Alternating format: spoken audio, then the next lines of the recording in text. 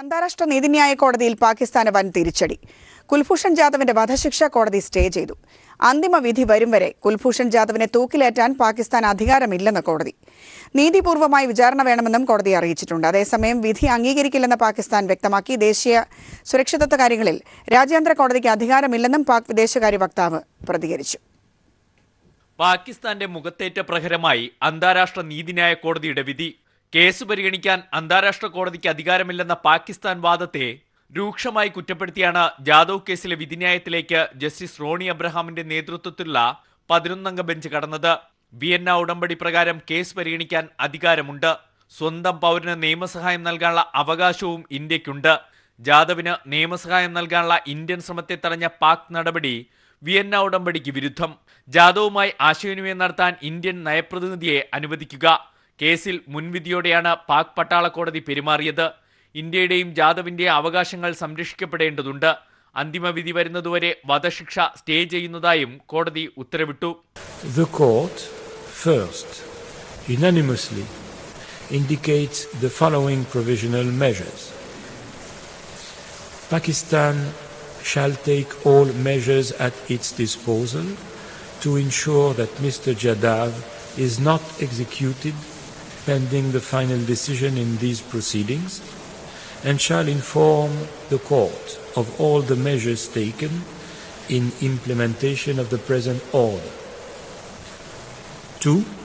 Unanimously decides that until the court has given its final decision, it shall remain seized of the matters which form the subject matter of this order. വിചാരണയ്ക്കിടയിൽ ജാദവിന്റെ ജീവൻ അപകടത്തിലാകുമോ എന്ന ആശങ്കയും വിധിന്യായത്തിലുണ്ട്. 2017 August 1 വരെ വധശിക്ഷ നടപ്പിലാക്കില്ല എന്ന ഉറപ്പ് മാത്രമേ പാകിസ്ഥാൻ വാദത്തിൽ നൽകിയിട്ടുള്ളൂ. അതിനർത്ഥം 1-ാം തീയതിക്ക് ശേഷം എപ്പോൾ വേണമെങ്കിലും ജാദവിനെ തൂക്കിക്കൊല്ലാമെന്നാണ്. ഇത് അനുവദിക്കാനാകില്ല. അതിനാൽ അന്തിമവിധി പുറപ്പെടുവിക്കുന്നതുവരെ ജാദവ് സുരക്ഷിതനായിരിക്കണം. അക്കാര്യത്തിൽ എന്തു നടപടികൾ സ്വീകരിച്ചുവെന്ന് അപ്പോൾ അറിയിക്കാനും രാജ്യാന്തര നീതിന്യായ കോടതി പാകിസ്ഥാനോട് ആവശ്യപ്പെട്ടു. ചാരപ്രവർത്തനത്തിനിടെ ബലൂചിസ്ഥാനിൽ നിന്നും പിടികൂടിയെന്നാണ് പാകിസ്ഥാന്റെ കുറ്റപത്രം. ഇതും അംഗീകരിക്കപ്പെട്ടില്ല. ഇറാനിൽ നിന്നും പാകിസ്ഥാൻ തട്ടിക്കൊണ്ടുപോവുകയായിരുന്നുവെന്ന ഇന്ത്യൻ വാദത്തിന്റെ കൂടി അടിസ്ഥാനത്തിൽ അറസ്റ്റ് ചെയ്യപ്പെട്ടത് എവിടെ നിന്നാണ് എന്ന കാര്യത്തിൽ തർക്കമുണ്ടെന്ന് കോടതി പറഞ്ഞു. പാകിസ്ഥാൻ ഉയർത്തിയ എല്ലാ വാദങ്ങളും വ്യാജ തെളിവുകളും കോടതി തള്ളിക്കളഞ്ഞുവെന്നത് ഇന്ത്യക്ക് ആശ്വാസമേകുന്നു. വിധിയെ ഇന്ത്യ സ്വാഗതം ചെയ്തു. കേസിൽ ഇന്ത്യക്ക് വേണ്ടി വാദിച്ച മുതിർന്ന അഭിഭാഷകൻ ഹരീഷ് സാൽവിയെ വിദേശകാര്യമന്ത്രി സുഷമ സ്വരാജ് അഭിനന്ദിച്ചു. ജാദവിന്റെ മഹാരാഷ്ട്രയിലെ വസതിയിൽ ബന്ധുക്കളും ആഹ്ലാദത്തിലായി. News bureau, Delhi. കലാഭവൻ മണിയുടെ മരണത്തെക്കുറിച്ചുള്ള അന്വേഷണം CBI ഏറ്റെടുത്തു. ചാലക്കുടി പോലീസ് കേസ് ഫയലുകൾ CBIക്ക് കൈമാറി. സഹോദരൻ RLV രാമകൃഷ്ണന്റെ ഹർജിയുടെ അടിസ്ഥാനത്തിൽ കലാഭവൻ മണിയുടെ ദുരൂഹ മരണത്തിലെ അന്വേഷണം CBI ഏറ്റെടുക്കണമെന്ന ഹൈക്കോടതി ഉത്തരവിട്ടിരുന്നു. കോടതി ഉത്തരവിന്റെ അടിസ്ഥാനത്തിൽ CBI ആസ്ഥാനത്ത് നിന്നുള്ള നിർദ്ദേശപ്രകാരമാണ് CBI കൊച്ചി യൂണിറ്റ് കേസ് ഏറ്റെടുക്കുന്നതിനുള്ള നടപടി ആരംഭിച്ചത്. രാവിലെ കൊച്ചിയിൽ നിന്നെത്തിയ CBI ഇൻസ്പെക്ടർ ചാലക്കുടി പോലീസുമായി കൂടിക്കാഴ്ച നടത്തി. അന്വേഷണം സംബന്ധിച്ച വിവരങ്ങൾ ചോദിച്ചറിഞ്ഞ സംഘം കേസ് കൈകാര്യം ചെയ്തുവന്ന ചാലക്കുടി CIയിൽ നിന്ന് ഫയലുകൾ ഏറ്റുവാങ്ങി. കഴിഞ്ഞ വർഷം മാർച്ച് 6-നാണ് കലാഭവൻ മണി കൊച്ചിയിലെ സ്വകാര്യ ആശുപത്രിയിൽ മരിച്ചത്.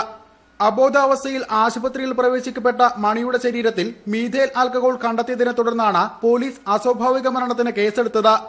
ആന്തരിക അവയവ പരിശോധനയിൽ ക്ലോർപൈരിഫോസ് അടക്കമുള്ള രാസവസ്തുക്കളുടെ സാന്നിധ്യം കണ്ടെത്തി. എന്നാൽ ഇവയുടെ ഉറവിടം കണ്ടെത്താൻ അന്വേഷണ സംഘത്തിനായില്ല. മണിയുടെ മരണകാരണം ആത്മഹത്യയോ കൊലപാതകമോ സ്വാഭാവിക മരണമോ എന്ന് തെളിയിക്കാനും പോലീസിനായില്ല. സഹായികളെയും സുഹൃത്തുക്കളെയും നുണപരിശോധനയ്ക്ക് വിധേയരാക്കിയെങ്കിലും അസ്വാഭാവികമായി ഒന്നും കണ്ടെത്താൻ സാധിക്കാത്തതിനാൽ അന്വേഷണം നിലച്ചിരുന്നു. ഇതോടെ കേസ് CBIക്ക് വിടാൻ ആഭ്യന്തര വകുപ്പ് തീരുമാനമെടുത്തു. കേസ് ഏറ്റെടുക്കാൻ ആദ്യഘട്ടത്തിൽ തയ്യാറാകാതിരുന്ന CBI ഹൈക്കോടതി ഉത്തരവ് വന്നതോടെയാണ് ചാലക്കുടിയിലെത്തി ഫയലുകൾ ഏറ്റുവാങ്ങിയത്. News bureau, Thrissur. ഫുട്ബോൾ താരം CK വിനീതിനെ AG's ഓഫീസിൽ നിന്ന് പിരിച്ചുവിട്ട നടപടി പുനഃപരിശോധിക്കണമെന്നാവശ്യപ്പെട്ട് ദേശീയ യൂത്ത് കമ്മീഷൻ കേന്ദ്ര കായിക വകുപ്പ് സെക്രട്ടറിക്ക് കത്തയച്ചു. ഫുട്ബോളിന് വിനീത് നൽകിയ സംഭാവനകൾ പരിഗണിക്കാതെയുള്ളതാണ് നടപടിയെന്ന് യൂത്ത് കമ്മീഷൻ കത്തിൽ ചൂണ്ടിക്കാട്ടിയിട്ടുണ്ട്. സംസ്ഥാനത്തെ 12 തദ്ദേശ സ്വയംഭരണ വാർഡുകളിലേക്ക് നടന്ന തെരഞ്ഞെടുപ്പിൽ LDFന് മികച്ച വിജയം. തെരഞ്ഞെടുപ്പ് നടന്ന 12 വാർഡുകളിൽ 8-ലും LDF ജയിച്ചു. സംസ്ഥാനത്തെ 12 തദ്ദേശ സ്വയംഭരണ വാർഡുകളിലേക്ക് നടന്ന തെരഞ്ഞെടുപ്പിൽ LDF മികച്ച വിജയം കരസ്ഥമാക്കി. പത്തനംതിട്ടയിൽ UDF പഞ്ചായത്ത് പ്രസിഡന്റിന്റെ മരണത്തെ തുടർന്ന് നടന്ന ഉപതെരഞ്ഞെടുപ്പിൽ LDF വിജയം നേടി. കഴിഞ്ഞ തെരഞ്ഞെടുപ്പിൽ നഷ്ടമായ 3 വാർഡുകൾ LDF ഇക്കുറി പിടിച്ചെടുത്തിട്ടുമുണ്ട്. പത്തനംതിട്ട മല്ലപ്പള്ളി ഗ്രാമപഞ്ചായത്ത് കിഴക്കേക്കര വാർഡിൽ ജേക്കബ് തോമസാണ് വിജയിച്ചത്. UDFൽ നിന്ന് വാർഡ് LDF പിടിച്ചെടുക്കുകയായിരുന്നു. 87 വോട്ടാണ് ഭൂരിപക്ഷം. Pathanamthitta municipality Kumbazha west ward UDF നിലനിർത്തി. കോൺഗ്രസ് ഐയിലെ ആമിന ബീവിയാണ് വിജയിച്ചത്. ഇവിടെ കഴിഞ്ഞ തവണ 500ലേറെ വോട്ട് കിട്ടിയ UDFന് ഇക്കുറി 367 വോട്ടേ ലഭിച്ചുള്ളൂ. BJPക്ക് ആകെ കിട്ടിയത് 27 വോട്ടും. ആലപ്പുഴ എഴുപുന്ന ഗ്രാമപഞ്ചായത്ത് കുമാരപുരം വാർഡും LDF പിടിച്ചെടുത്തു.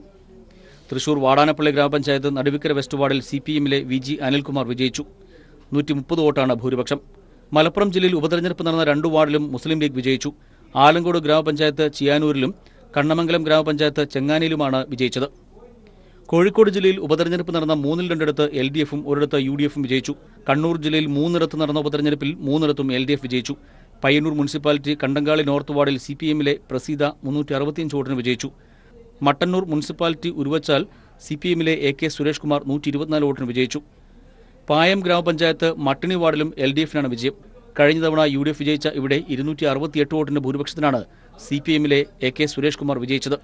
6 ജില്ലകളിലെ 7 ഗ്രാമപഞ്ചായത്ത് വാർഡുകളിലും കോഴിക്കോട്, പത്തനംതിട്ട, കണ്ണൂർ ജില്ലകളിലെ 4 മുനിസിപ്പൽ വാർഡുകളിലും കോഴിക്കോട് ജില്ലയിലെ 1 ബ്ലോക്ക് പഞ്ചായത്ത് വാർഡിലുമാണ് ഉപതെരഞ്ഞെടുപ്പ് നടന്നത്.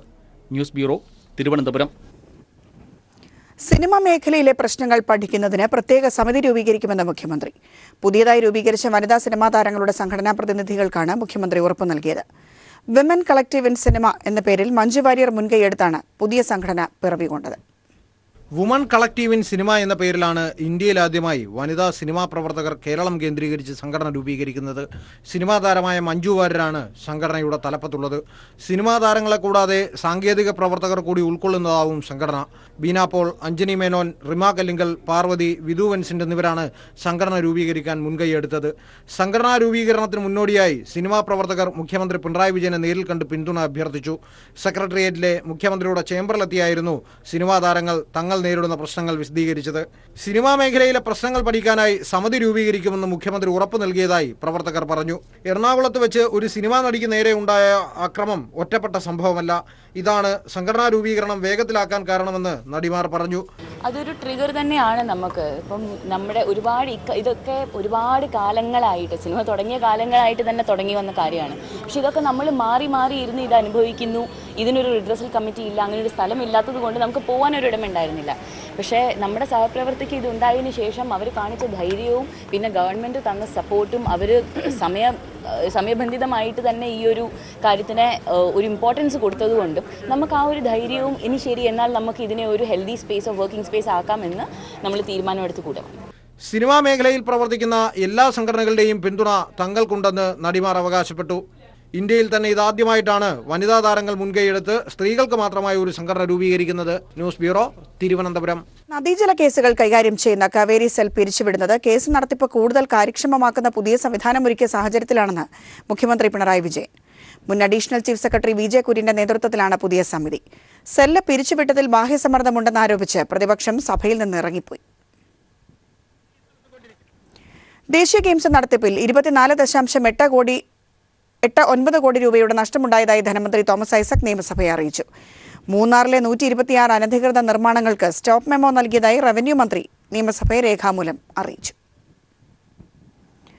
ഫാക്ട് മുൻ CMD ജയ്വീർ ശ്രീവാസ്തവയെ CBI ചോദ്യം ചെയ്തു. കൊച്ചിയിലെ ഓഫീസിൽ വിളിച്ചു വരുത്തിയാണ് ചോദ്യം ചെയ്തത്. ജിപ്സം ഇടപാട് അഴിമതിയുമായി ബന്ധപ്പെട്ട കേസിലാണ് ചോദ്യം ചെയ്തത്. പാഠപുസ്തക വിതരണം, പരാതി പരിഹാരത്തിന് പൊതുവിദ്യാഭ്യാസ വകുപ്പ് ഹെൽപ്പ് ലൈൻ സംവിധാനം ഏർപ്പെടുത്തി. 1 മുതൽ 10 വരെയുള്ള ക്ലാസുകളിലെ പാഠപുസ്തകങ്ങൾ സംബന്ധിച്ച പരാതി സംസ്ഥാന ടെക്സ്റ്റ് ബുക്ക് ഓഫീസിൽ ഫോണിലൂടെയും ഇമെയിൽ സംവിധാനം വഴിയും സമർപ്പിക്കാം. രാവിലെ 9:30 മുതൽ വൈകിട്ട് 5:30 വരെയാണ് ഹെൽപ്പ് ലൈൻ പ്രവർത്തിക്കുക. രക്ഷകർത്താക്കളും കുട്ടികളും പാഠപുസ്തകം സംബന്ധിച്ച പരാതികൾ ഉന്നയിച്ചാൽ ഉടനടി പരിഹാരം കാണുന്ന രീതിയിലുള്ള സംവിധാനമാണ് ഏർപ്പെടുത്തിയിരിക്കുന്നത്. അണ്ടർ 17 ലോകകപ്പ് ഫുട്ബോളിന്റെ കൊച്ചിയിലെ ഒരുക്കങ്ങളിൽ പൂർണ്ണ തൃപ്തിയെന്ന ഫിഫ. കലൂർ സ്റ്റേഡിയത്തിലെ മത്സരങ്ങൾ നിശ്ചയിച്ച പ്രകാരം നടക്കുമെന്നും ഫിഫ സംഘം വ്യക്തമാക്കി.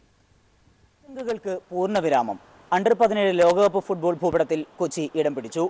ക്വാർട്ടർ ഫൈനൽ അടക്കം 9 മത്സരങ്ങൾക്കാണ് കലൂർ സ്റ്റേഡിയം വേദിയാകുന്നത്. മത്സരവേദിയിലെയും പരിശീലന ഗ്രൗണ്ടുകളിലെയും നിർമ്മാണ പ്രവർത്തനങ്ങളും സുരക്ഷാ ക്രമീകരണങ്ങളും വിശദമായി പരിശോധിച്ച ശേഷമായിരുന്നു ടൂർണമെന്റ് ഡയറക്ടർ ഹാവിയർ സപ്പിയുടെ പ്രതികരണം.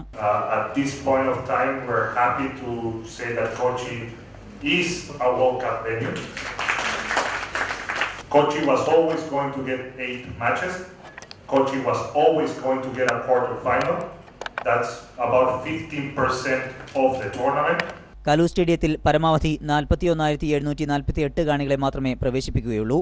മത്സര സമയത്ത് സ്റ്റേഡിയത്തിലെ വ്യാപാര സ്ഥാപനങ്ങൾ പ്രവർത്തിക്കാൻ അനുവദിക്കില്ലെന്നും സുരക്ഷയിൽ ഒരു വിട്ടുവീഴ്ചയും ഉണ്ടാകില്ലെന്നും അദ്ദേഹം പറഞ്ഞു. സമയബന്ധിതമായി നിർമ്മാണം പൂർത്തിയാക്കിയ സംസ്ഥാന സർക്കാരിനെയും GCDAയെയും അദ്ദേഹം അഭിനന്ദിച്ചു.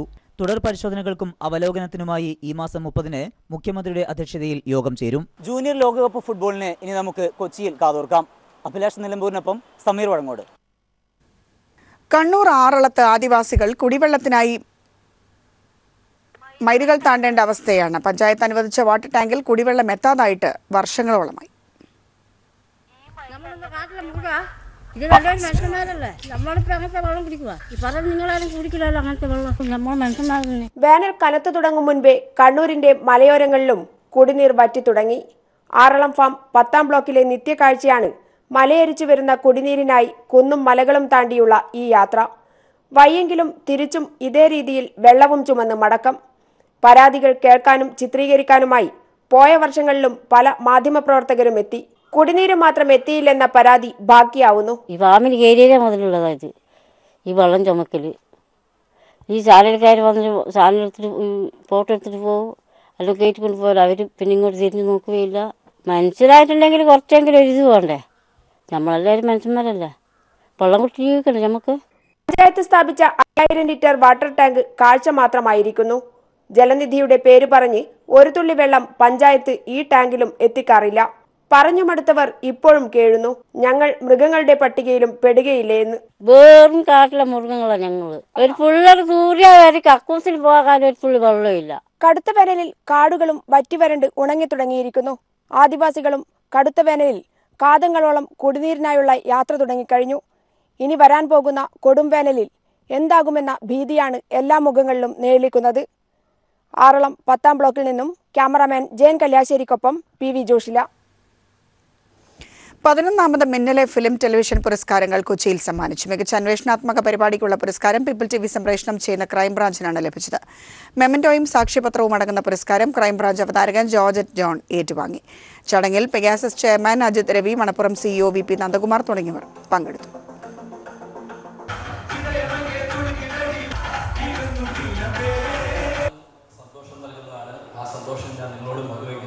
പ്രത്യേകിച്ച് മണപ്പുറത്തോടും പെഗാസസിനോടും എൻ്റെയും കൈരളി TVയുടെയും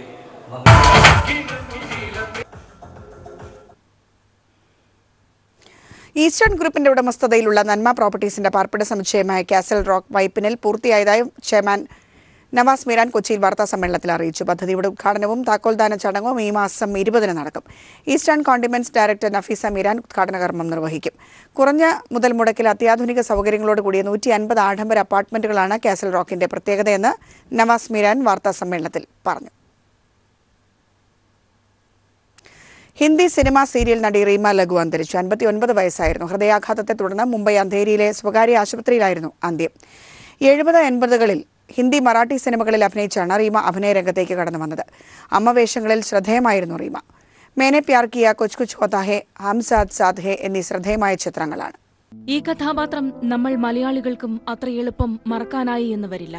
നായകന്റെ വേദനയ്ക്കൊപ്പം നിന്ന അമ്മയായുള്ള ഈ കഥാപാത്രത്തിനും എത്രയോ മുൻപ് തന്നെ ബോളിവുഡിലെ ഏറ്റവും ആഘോഷിക്കപ്പെട്ട അമ്മയെന്നും പ്രിയപ്പെട്ട അമ്മയെന്നും ഒക്കെയുള്ള ലേബൽ റീമ ലാഗു നേടിക്കഴിഞ്ഞു. മറാത്തി ഭാഷയിലൂടെ സിനിമാ രംഗത്തേക്ക് അരങ്ങേറ്റം കുറിച്ചെങ്കിലും ബോളിവുഡ് സിനിമയിലെ സ്ഥിര സാന്നിധ്യമായിരുന്നു റീമ.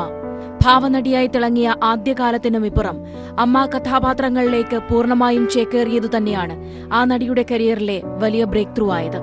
ജയ് കിഷൻ, ഹം സാത്ത് സാത്ത് ഹേ, ഹം അബ് കെ ഹേ കോൻ, മേനെ പ്യാർ കിയ, കൽ ഹോ നാ ഹോ, അങ്ങനെ നീളുന്നു ആ വലിയ പട്ടിക. തൂത്തു മേമെ, ശ്രീമാൻ ശ്രീമതി പോലെയുള്ള ഹിറ്റ് സീരിയലുകളിലും ജനശ്രദ്ധ നേടി റീമ. ബോളിവുഡിന്റെ കൊമേഴ്ഷ്യൽ തിളക്കങ്ങളിൽ നിന്നും മാറി സഞ്ചരിച്ച വാസ്തവ് പോലെയുള്ള ചിത്രങ്ങളിലും റീമ ഭാഗമായി. ഒരു കാലത്ത് ഷാരൂഖ്, സൽമാൻ തുടങ്ങിയ മുൻനിര നായകന്മാരുടെ ചിത്രങ്ങളിലെ സ്ഥിരം അമ്മ കഥാപാത്രം റീമയ്ക്ക് വേണ്ടി മാത്രമായി എഴുതി മാറ്റിവെക്കപ്പെട്ടു. 59-ാം വയസ്സിൽ ഹൃദയാഘാതത്തെ തുടർന്ന് മരണത്തിന് കീഴടങ്ങുമ്പോഴും സീരിയലുകളുടെയും സിനിമകളുടെയും തിരക്കുള്ള ലോകത്തു തന്നെയായിരുന്നു റീമ. National desk.